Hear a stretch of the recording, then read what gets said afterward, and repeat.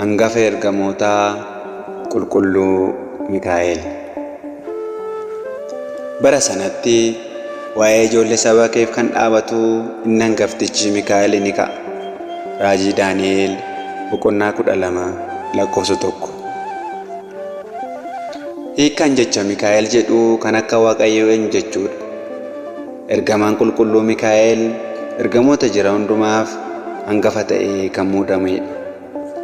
Ergamaan kun kan luba Iyyaasuu gargaaredha. Macaafa Iyyaasuu boqonnaa 5 lakkoofsa 13. Kan Israa'eloota yommuu Misriidhaa gara Kana'aanitti garbummaa jalaa itti ba'an gaggeessaa turedha. Warra Amooriyaanota 80,000 ajjeesuun mooticha Hisqiyaasin kan gargaaredha. Raajii Isaayyaas boqonnaa 37 lakkoofsa 36. Raajaan Daani'elis waa'ee ergamaa kanaa akkas jechuun dhugaa bahee, kunoo warreen hangafoota jajjaboo keessaa tokko Mikaa'el na gargaaruuf dhufe.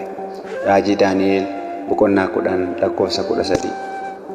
Egaa asirraa kan hubannu qulqulluu Mikaa'el nu gargaaruuf kan dhufuu fi nuunis amantii keenyatti kan nu cimsu ta'uu isaati.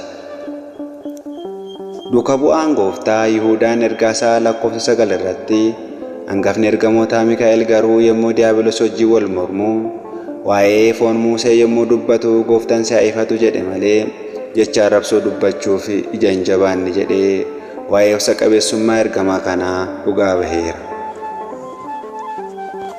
Qulqullichi Yohaannis